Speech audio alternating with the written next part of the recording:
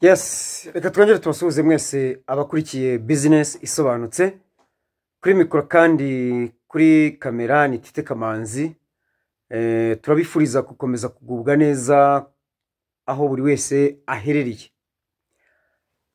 Muri ya mikoranire yacu ya buri munsi kugira ngo akazi kagende neza dukurikije ingengabihe ya YouTube yaduhaye, ariko tukanareba n'akazi dufite hirya no hino cyangwa se mu yindi mirimo itandukanye, equipe technique dufatanya, twongeye kuvugurura impamvu ibi ngibi turabibabwira kugeza igihe tuzabonera umwanya ufatika.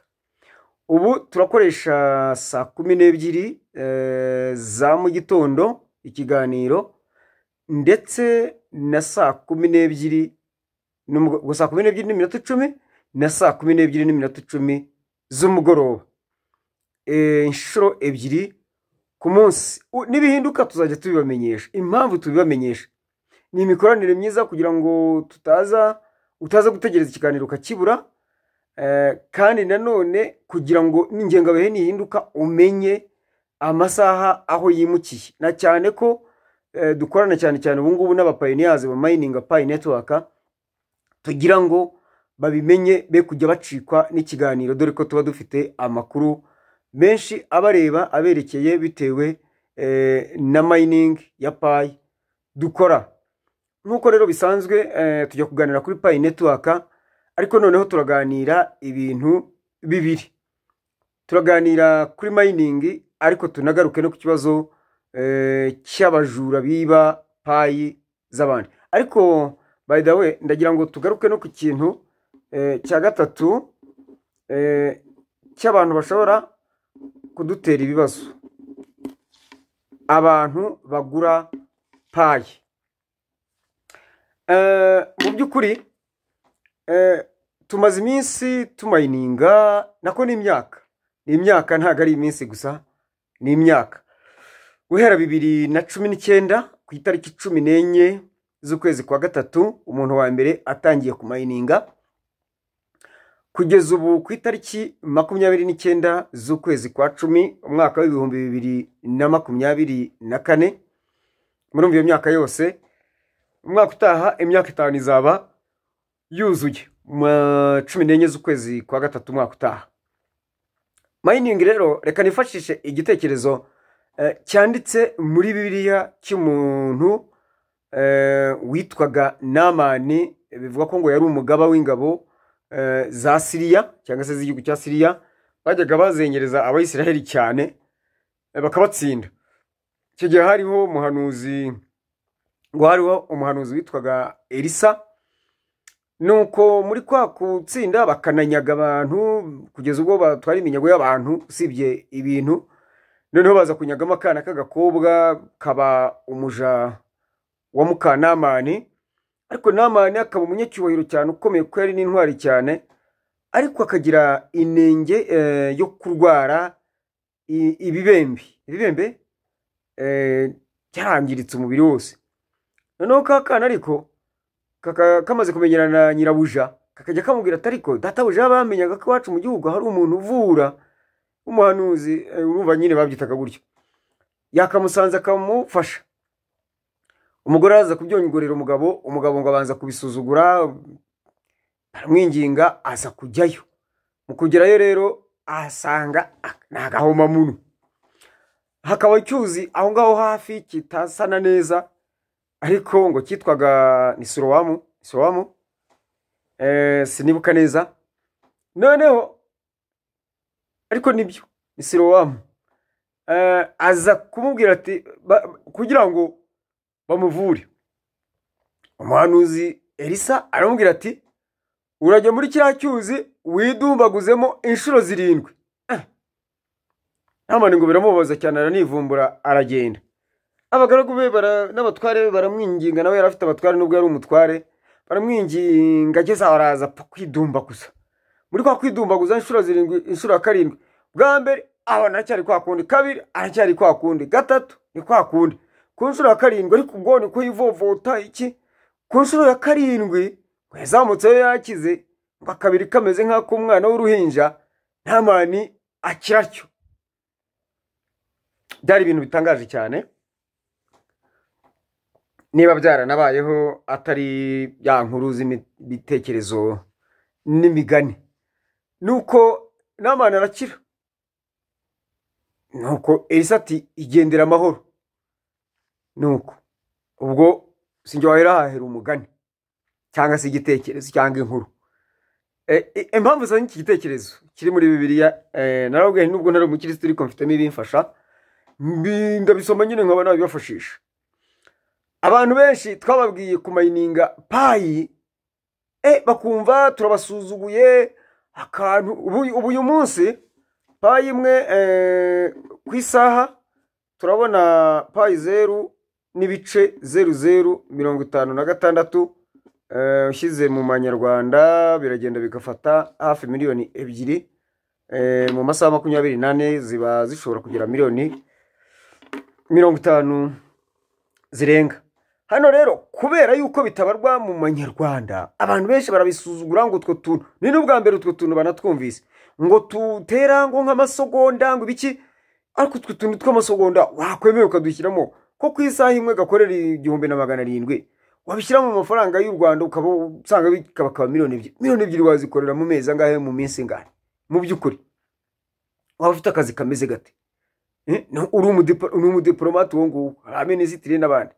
None abo bameze nka Namani wangaga kwiyuhagira kwidumaguza karindwe, inshuro ya mbere abisuzugura.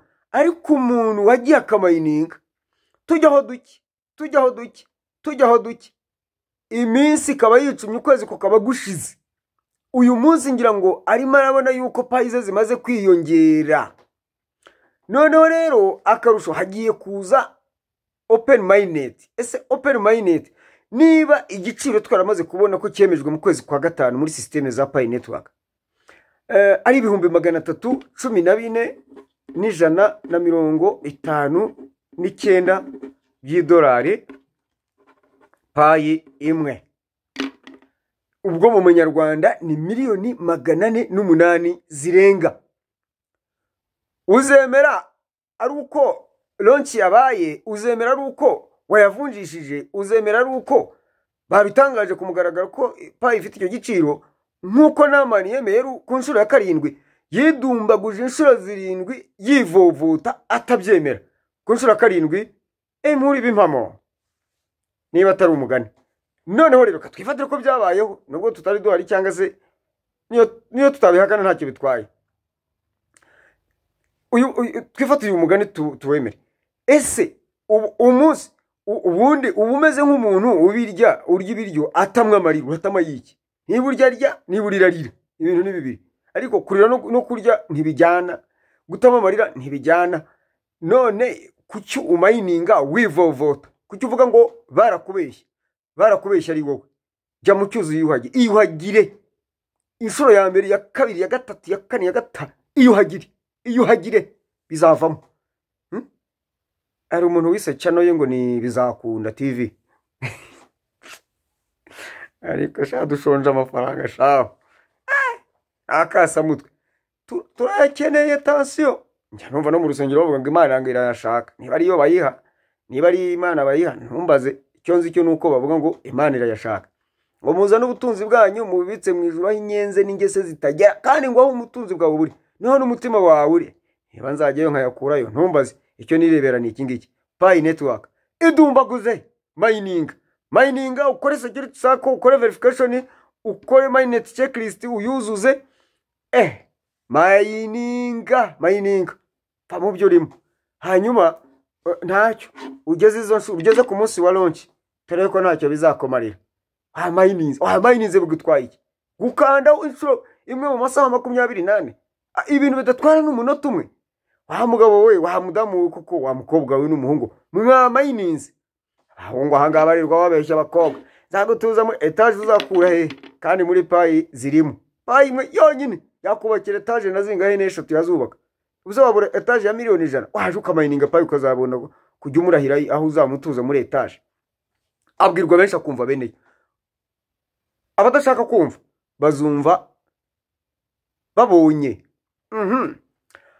Hanyuma rero ku kibazo kijyanye n'abajura biba payi, mwebwe bajura mwiba payi, wowe bakwibye payi narakubwiye ngo vayo ngo ufashe kugufatira umujura maze urebe ngo harashye niwanga izo payi zose batwaye uzasobanura yuko wazihererekanyaga n'uwo muntu umugura iki kandi hari systeme zizasensinga zikareba ko twakurikije amabwiriza ya unclosed mainnet nibasanga utarayakurikije bakabona wohereje payi uko wiboneye konti yawe nawe bazayifunga wowe bibye payi konti yawe nawe bazayifunga ibi bintu nutabikurikirana komeza wiyicarire ibyago nibikugeraho ni akazi kawe ariko hari umuntu wambwiye ngo hari abantu bazigurishije bakaba bitakishwa ibyo se ko watemera bizi ngaho reportinga yuko bakwibye payi reportinga vuye ngo reportingire kwanza vuye ngo ikintu babireportinga ubundi uwo muntu wakwibye payi mujye mureka kwiriza narabibonye kuko bishobora kuba ari byo ubushize hari abantu birijije baramamagana bagira gute babwe ngo nibaze mbibakora kada nta numwe wigeze aza habe numwe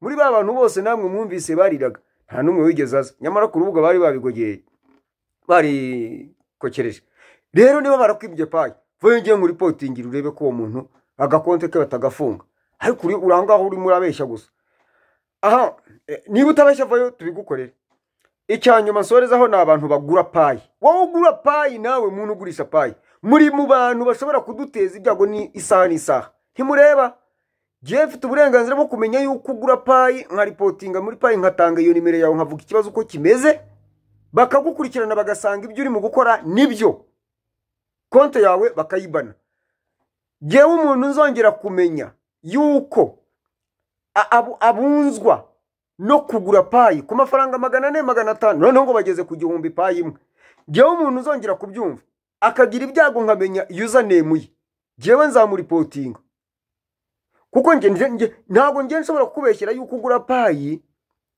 hatagaragaraho zijya